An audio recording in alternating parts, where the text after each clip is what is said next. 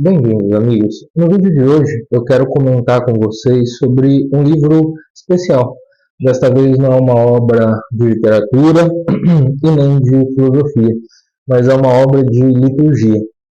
Se trata do livro Great Lent, Journey to Pascha, que foi escrito pelo sacerdote ortodoxo Padre Alexander Schmemann e publicado em 1969. Esse é um livro muito recomendado para a Quaresma, especialmente entre não é, muitos fiéis ortodoxos, porque o Padre Schmemann, o que ele faz nesse livro, que é curtinho, aqui o arquivo eu estou lendo em PDF, tá? O arquivo tem 141 páginas. O que ele faz nesse livro é acompanhar a liturgia ortodoxa durante o período imediatamente anterior à Quaresma e o período quaresmal propriamente dito. Trazendo para essas pessoas, para esses fiéis, o sentido profundo da liturgia. Por que tem o domingo do filho pródigo? Por que tem o domingo do perdão? E por que esses domingos são anteriores à quaresma? Portanto, eles servem como uma preparação para a quaresma, né? Essa quaresma aqui em inglês se chama The Great Lent, especialmente pelos ortodoxos. Pelos ortodoxos me parece que é mais conhecida como The Great Lent. Em inglês, entre os católicos, é Lent, ou Lenten Season, certo? Então, a primeira pergunta que vocês podem fazer é, bom, mas por que você está falando de um livro de um sacerdote ortodoxo comentando a liturgia ortodoxa? Eu vou dizer para vocês que eu não conheço, nunca participei, nunca estive na liturgia divina, nem da igreja ortodoxa, nem das igrejas orientais em comunhão com Roma, nem nada disso. Então, o objetivo não é, deixa eu só checar se não está descarregando, o objetivo é, sempre esse microfone, o objetivo é comentar o sentido mais, que vai para além, justamente o que a liturgia evoca, sobre o arrependimento, a confissão, o caminho, a jornada quaresmal até a Páscoa. Porque o padre Alexander Schmemann, a partir dessas reflexões específicas dedicadas à liturgia ortodoxa, traz uma série de lições que nós, enquanto católicos de rito latino, como eu, podemos aproveitar. E são essas lições que eu quero compartilhar com vocês, tá? Então, se em algum momento eu fizer algum comentário errado, ou esquisito, ou impreciso sobre a liturgia ortodoxa, eu já peço que me desculpem e peço que me corrijam, tá?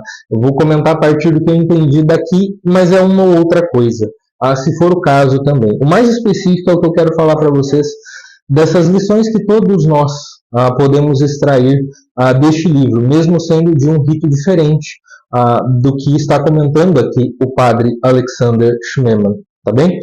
E nesse primeiro vídeo, que é um vídeo que trata do primeiro capítulo, em que o padre Schmemann fala dos domingos de preparação para a quaresma, eu quero falar do sentido de arrependimento e perdão. O padre Schmemann começa falando que a quaresma é uma jornada, e daí o livro também é uma jornada em direção à Páscoa, que é o sentido da quaresma. Só que para a gente trilhar um caminho, para a gente fazer uma jornada, a gente precisa saber para onde está indo, certo? Porque é isso que vai dar sentido à nossa caminhada, e é isso que vai permitir também com que nós recalculemos a rota, tá?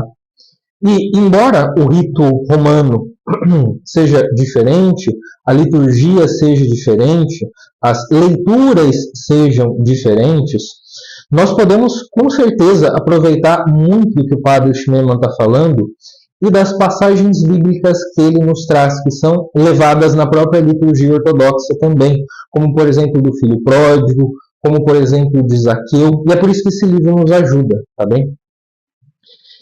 E tem um comentário que me parece, não sou liturgista, tá? Mas me parece valer também para a nossa liturgia, rito latino, é como ela nos estimula, nos lembra e ao mesmo tempo nos estimula dessa nova vida trazida por nosso Senhor Jesus Cristo, da nova vida do reino de Deus, das portas do paraíso que nos foram reabertas com a paixão, morte e ressurreição de nosso Senhor Jesus Cristo, tá? Trampling down death by death, como diz o troparion da ressurreição, não é? E nesse sentido, a liturgia nos resgata para a verdadeira realidade, nos leva para a verdadeira realidade. O padre Alexander Schmemann fala que há uma nova vida verdadeira para nós. Né? A vida para a qual fomos realmente criados.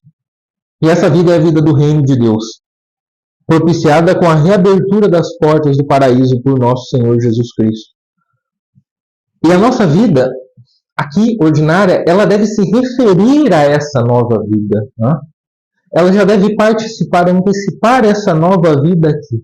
O nosso risco é que nós podemos deixar de referir, cito o padre Schmemann, a nossa vida a essa nova vida que Cristo revelou-nos e nos deu.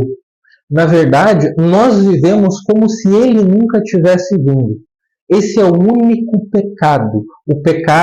Esse é o único pecado real, o pecado de todos os pecados. Né? A tristeza e tragédia do nosso cristianismo nominal. Aí ele prossegue, no parágrafo seguinte. As tradições litúrgicas da Igreja, em todos os seus ciclos e serviços, existem, em primeiro lugar, para nos ajudar a recobrar a visão e o gosto dessa nova vida que nós tão facilmente perdemos e traímos, para que nós possamos nos arrepender e retornar a ele, a ela.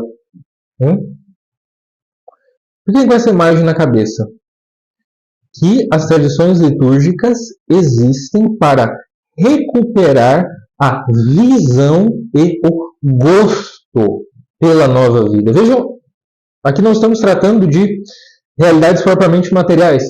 Quer dizer, pelo menos não antes da ressurreição da carne, depois eu não sei, não é? Mas realidades materiais tal como nós conhecemos. E, no entanto, o padre Schmemann usa essas metáforas acessíveis aos nossos sentidos, a visão e o gosto da nova vida, inaugurada e revelada por Cristo para nós. Isso é muito importante, porque é a partir dessa visão e desse gosto da nova vida em Cristo é que nós vamos fundamentar, enraizar o nosso arrependimento, a nossa conversão. E aqui, embora eu tenha colocado no título arrependimento e conversão, eu quero lhe dizer que essas duas expressões são tomadas aqui como sinônimos, está certo? Arrependimento é sinônimo de conversão. E tendo em mente a metáfora da visão e do gosto da nova vida que a liturgia nos traz, nos faz recuperar, nós já temos uma primeira base sobre a qual continuarmos o nosso raciocínio.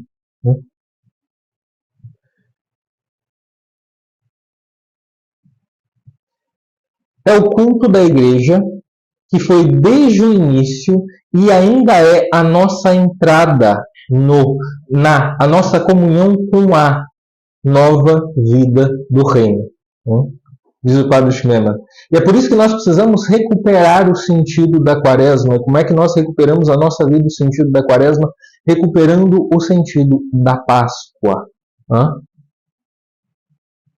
Pois a quaresma nos prepara para a Páscoa. E vejam o que o padre Schmemann diz um pouco depois. Não é fácil realmente rejeitar o pequeno ideal de vida feito de cuidados diários, da busca de bens materiais, da segurança e do prazer, por uma vida ideal em que nada além da perfeição é o objetivo. Sejais perfeitos, assim como vosso Pai no céu é perfeito. Porque eu comento aqui com vocês acerca da santidade no cotidiano e da relação que ela tem com a literatura católica, não é? De como todas as coisas pequenas importam, realmente importam. Mas elas importam quando elas têm um sentido e são oferecidas a Deus, quando elas são transformadas em eucarísticas, certo? E aqui o padre Schmemann nos traz um complemento dessa visão, que também é um alerta.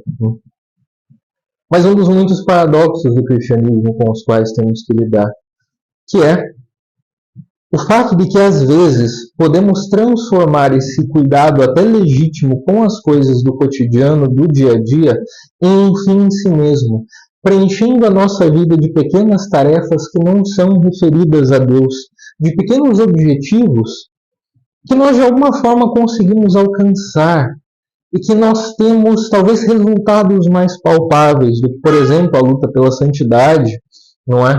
A perfeição como o nosso Pai do céu é perfeito, não é?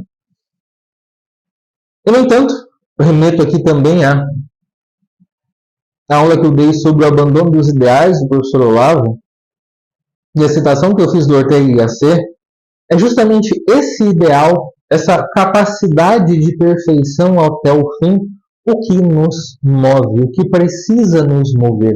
E a partir disso que nós vamos orientando essas preocupações cotidianas. Não é? E nós começamos a pensar no arrependimento em... aqui finaliza o padre Schmemann, uma citação que dá para concluir esse nosso pensamento. Em cada ano, a Quaresma e a Páscoa são, uma vez mais, a redescoberta e a retomada por nós daquilo by words of what we were made through our baptismal death and resurrection. Ok. A cada ano, perdão, estou tentando traduzir. A cada ano, a Quaresma e a Páscoa são, uma vez mais, a redescoberta e a retomada por nós daquilo que fomos feitos, daquilo de que fomos feitos pela nossa morte batismal e ressurreição da nossa vida. Isso tem tudo a ver conosco, porque é uma oportunidade de mergulharmos na nossa vida verdadeira e de nos prepararmos para isso. Porque a nossa vida verdadeira, que é a Páscoa, a ressurreição, depende de uma preparação, depende da peregrinação anterior no deserto, certo? Mas, para que nós queiramos voltar, para que queiramos nos arrepender, precisamos primeiro disso, de querer. E o padre Alexander Schmemann diz que a tradição ortodoxa tem um primeiro domingo de preparação para a Quaresma. Esse primeiro domingo é o domingo de Zaqueu. E o título da primeira sessão desse capítulo, a sessão dedicada ao domingo de Zaqueu, é o desejo. O nosso desejo também conta. O nosso desejo também conta. Somos, em alguma medida, formados por ele também. E de que desejo estamos falando? Do desejo de Deus, que é o verdadeiro desejo humano que nós podemos mascarar com outras coisas. O tema desse primeiro anúncio da liturgia é o desejo. O homem, diz o padre Alexander Schmemann, segue o seu desejo.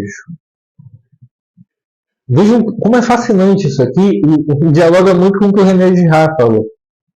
Um desejo forte, ele sobrepassa as limitações naturais do homem. O professor Olavo também falou sobre isso quando ele falou do ideal no abandono dos ideais. Quando nós desejamos algo apaixonadamente, esse desejo, nós fazemos coisas que normalmente somos incapazes.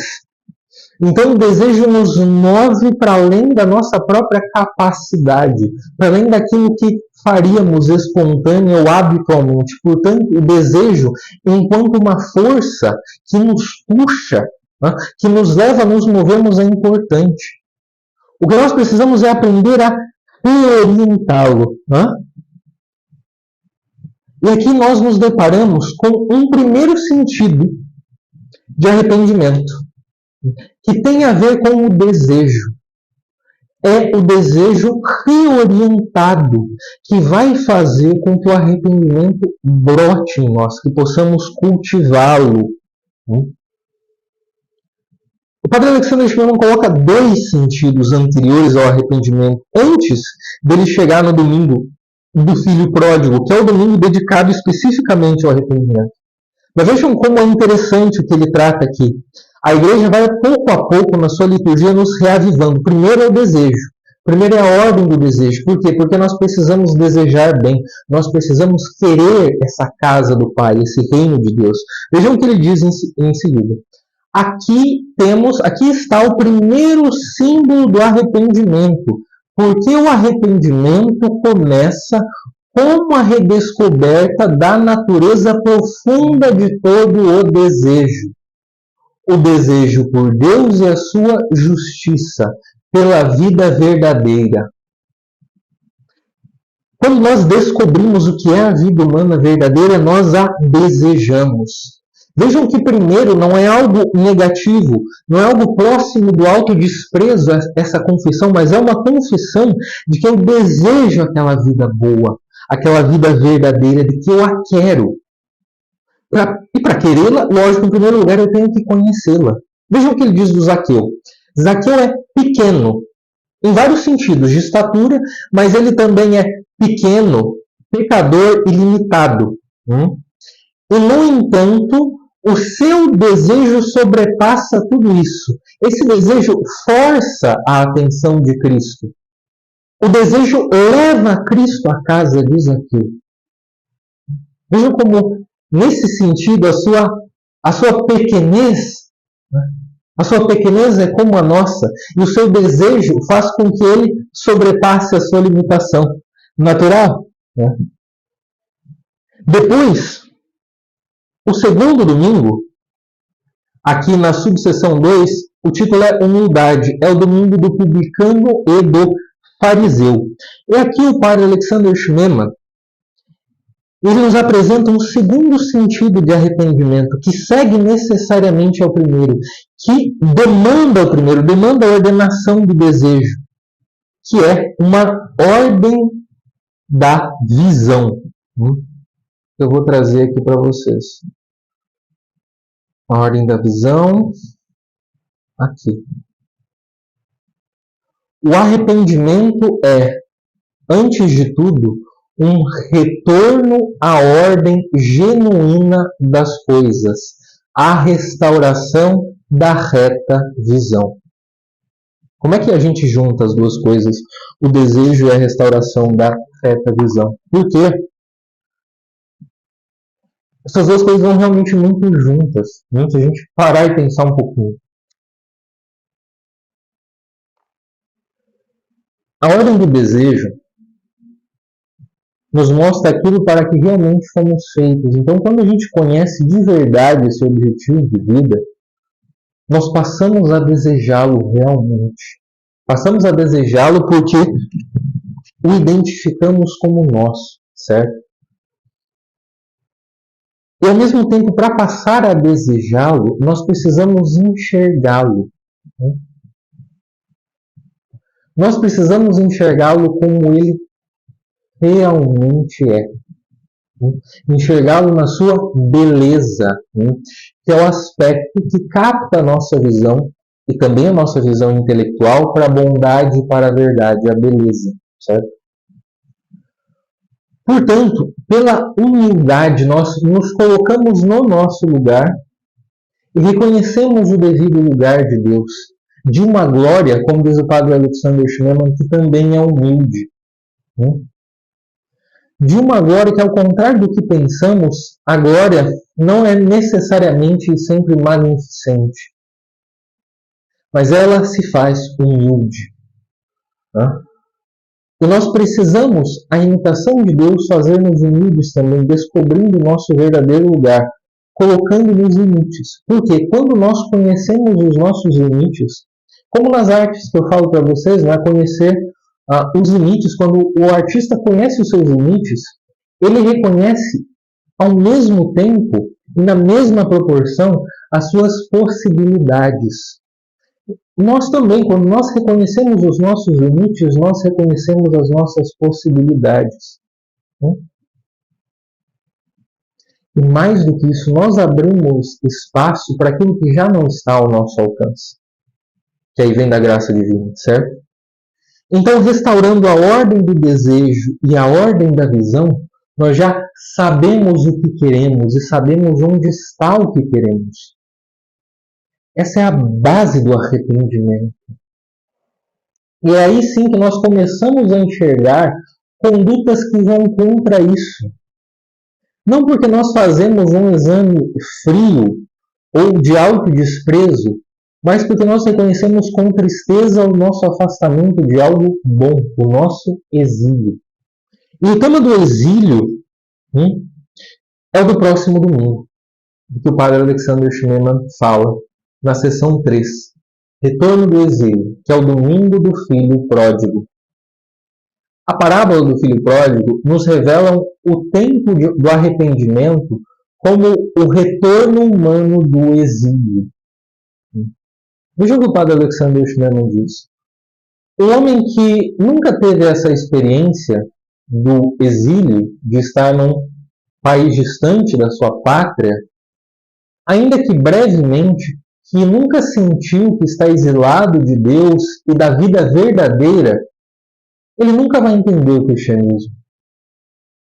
E aquele que se sente perfeitamente em casa nesse mundo e nessa vida, que nunca foi ferido pelo desejo nostálgico por outra realidade, nunca vai entender o que é arrependimento.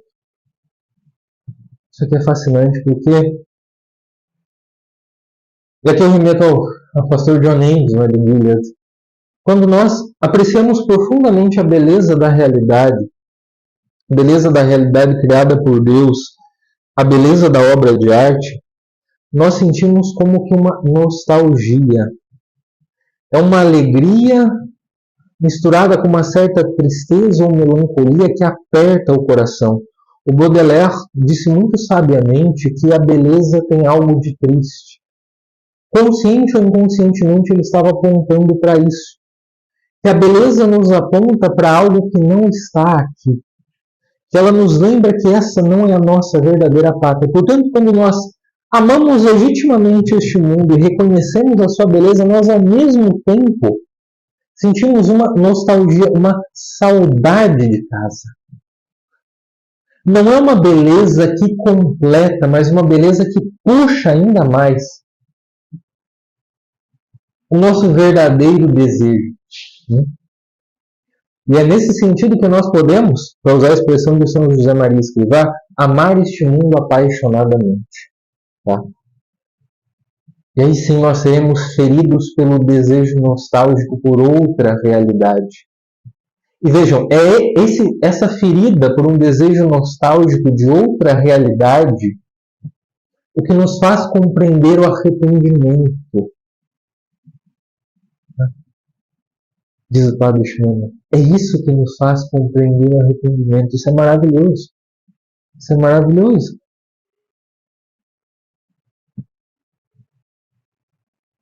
E na página seguinte,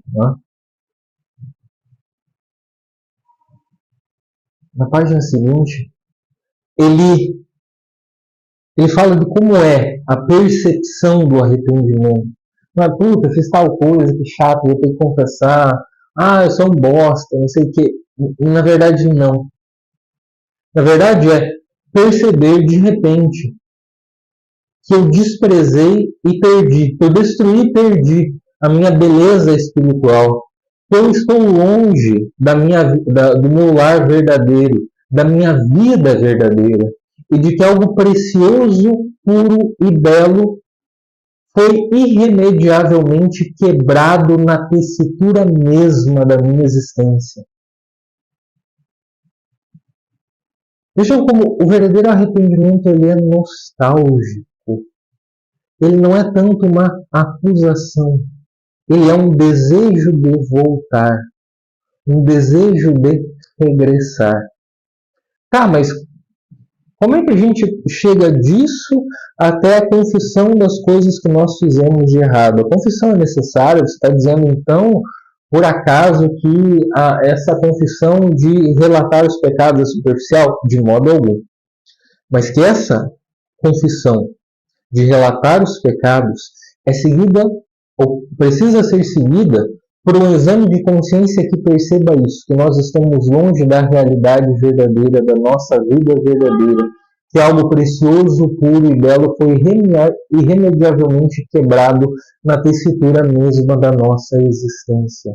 E aí a gente vai examinando o caminho e vendo quais das nossas condutas manifestaram essa quebra, essa alienação em relação a Deus. E aí que nós vamos vendo, né, o desvio do meu amor de Deus, preferindo a terra distante. O pecado é o desvio do meu amor a Deus, preferindo o país distante, a terra distante, a bela casa do Pai. Em seguida ele fala da percepção do arrependimento, não é? E que é no domingo seguinte, em que ele fala do juízo final. O amor é a fundação, a vida mesma da igreja, que é, nas palavras de Santo Inácio de Antioquia, a unidade de fé e amor. Porque esse desejo, quando nós o perseguimos, quando nós o encontramos, ajustamos a nossa visão e o perseguimos, nós estamos vivendo um ato de amor. Certo? Nós estamos amando quando perseguimos esse desejo. E ele fala do amor ao próximo, né? O amor concreto e pessoal pela pessoa humana, por qualquer pessoa humana que Deus me faz encontrar na minha vida, porque isso é sempre providencial. O amor cristão é a impossibilidade possível de ver Cristo em outro homem, seja ele quem for, e quem Deus, no seu plano eterno e misterioso, decidiu introduzir na minha vida, ainda que por poucos momentos, não como uma ocasião de fazer o bem ou um exercício de filantropia, mas como o começo de uma companhia eterna no próprio Deus. Esse amor começa a fluir, porque a fonte desse amor não somos nós, mas é o próprio Deus. E quando nós o buscamos pela ordenação do desejo, esse amor começa a frutificar. É por isso que não há amor impessoal, porque o amor é a descoberta maravilhosa da pessoa no homem, do pessoal e único naquilo que é comum em geral. É a descoberta em cada homem daquilo que é amável nele, ou seja, daquilo que nele vem de Deus. Isso aqui é maravilhoso. E por fim,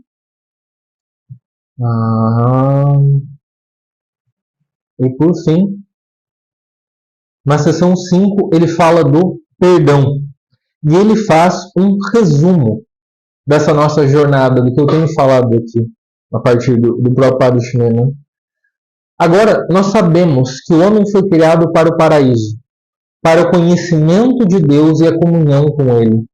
O pecado do homem tirou dele essa vida abençoada, beata, feliz, e a sua existência na terra é um exílio. Cristo, o Salvador do mundo, abre as portas do paraíso para qualquer um que o siga, e a Igreja, ao revelar-nos a beleza do reino, torna a nossa vida uma peregrinação à nossa pátria celeste. Esse é o resumo dessa jornada inicial, que para nós serve de fundamento ao nosso arrependimento, ao nosso exame de consciência. Quando nós pensamos nas nossas condutas erradas, quando nós agora na Quaresma, em especial, examinamos a nossa consciência, é nisso em primeiro lugar que devemos pensar, não é?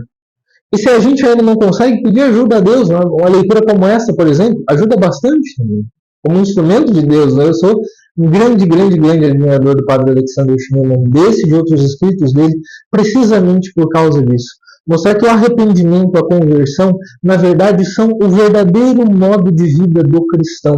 Porque nós sempre precisamos reordenar o nosso desejo e a nossa visão para a vida de Deus, para a vida para a qual Deus nos criou verdadeiramente. E nós precisamos aprender a desejá-la, a buscá-la, né? A nos colocar no nosso lugar, no lugar em que realmente nós estamos, não no lugar em que imaginamos estar ou que gostaríamos de estar, segundo a nossa imaginação, talvez seja uma interpretação errada de quem nós somos e, pior ainda, de quem Deus é. Mas quando nós partimos dessa perspectiva, aquelas ações concretas, específicas, erradas, elas ganham um sentido maior, um sentido do exílio e do afastamento de Deus. É assim que nós conseguimos, né, com a ajuda da graça de Deus, claro, com a nossa disposição, preparar o terreno e recalcularmos a rota. Porque o nosso desejo estará voltado para o lugar certo. E a nossa pequenez poderá ser remediada por esse desejo mais forte do que nós. E que muitas vezes, que na verdade costuma ser assim, não é? As nossas quedas, aquelas condutas que nós confessamos especificamente, agora estou falando do confessionário, do sacramento em si, são os obstáculos que nós colocamos, são a lavagem dos porcos que nós comemos. Enquanto, ao contrário do filho pródigo, a gente nem se lembra de que na casa do pai a gente comia melhor. O nosso objetivo é, enquanto a gente está comendo lavagem, lembrar que lá, na casa do nosso pai, nós comemos melhor. E que nós devemos chegar até ele e pedir desculpas. Por quê? Porque a vida com ele é a nossa vida verdadeira. Certo, meus amigos? Essa é a reflexão sobre o primeiro capítulo do livro Great Land, A Journey to Pascha, do padre Alexander Schneemann. Eu vou comentando com vocês conforme eu avançar um pouco mais na leitura. Espero que tenham gostado desse vídeo, que lhes tenha servido de algo, não é? E que vocês possam ler esse livro, que realmente é maravilhoso. E, se eu for lhe dar mais uma dica, pois que leiam tudo que encontrarem do padre Alexander Schneemann. Ele é excelente. Está bem, meus amigos? Peço que curtam este vídeo, que o compartilhem se vocês gostaram dele com seus amigos, com alguém que possa precisar. Se não são inscritos no canal, peço que se inscrevam, por favor, porque isso ajuda o meu trabalho. Está bem? Agradeço pela atenção de vocês e até o próximo vídeo.